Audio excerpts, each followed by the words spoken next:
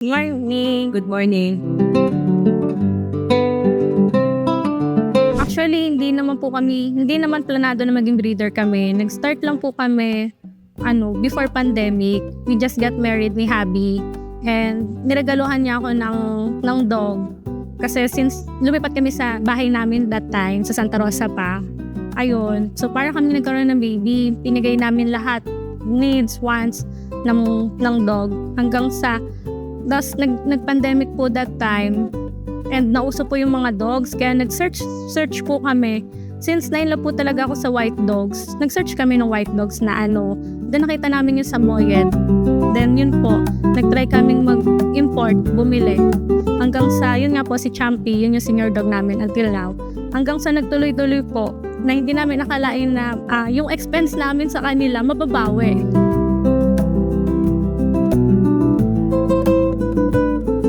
Have yung main po namin Samoyed and Giant Poodle, Corgi, Aspin, and Rottweiler. Siguro mga nasa 12 to 15.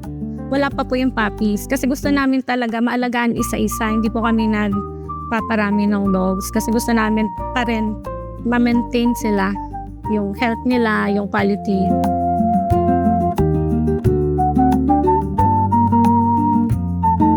Sa breeder, actually hindi mo naman ramdam kasi para ka lang din may baby sa bahay. So yun, papakainin mo sila, palalaruin, lilinisan, ganun po. Kumbaga very normal din.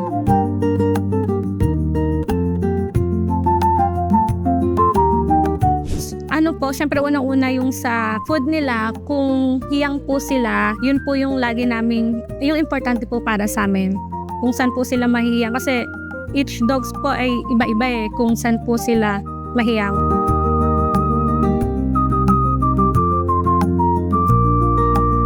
Una-una syempre yung health nila and yun nga yung happiness nila and yung environment din. So kaya kami lumipat dito para sa kanila din nakakatakbo sila, nakapaglaro ng mas malawak.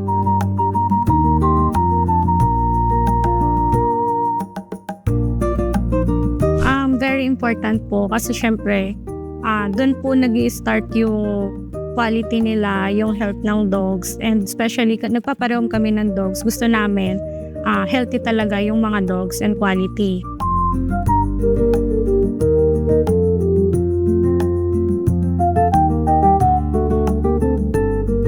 Nag-start po kasi kami, nasa subdivision kami noon. So maliit lang po talaga yung kennel namin. Parang bahay lang po talaga. Tapos yun nga, naka-cage lang sila, hindi sila nakakatakbo.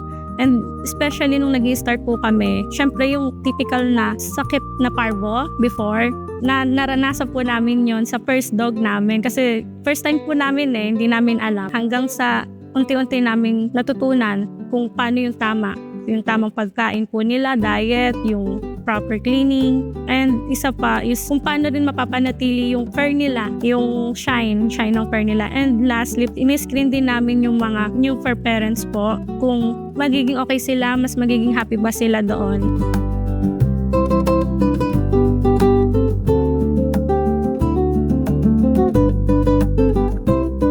Sa feeding naman po, feeding our dogs, iba-iba po kasi sila. May dogs na hindi po okay yung poop nila, malambot. Tapos meron namang sa skin naman nagkakaroon ng skin problem. Ayun po yung mga naging challenges namin sa pagpili ng dog food before. Before po kasi marami na kaming na-try na products. Yun po, nung nag-start po kami nag-start kami from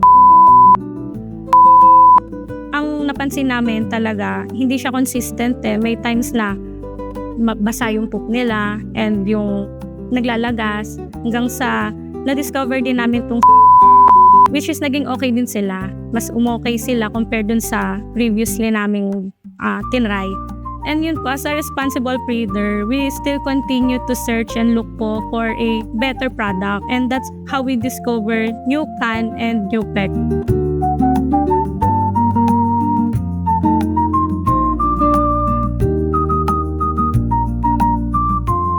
So yun, malaking tulong po talaga sa amin si Newpec kasi when we started using Newpec, mas nag-improve po yung health ng mga dogs namin, yung quality nila.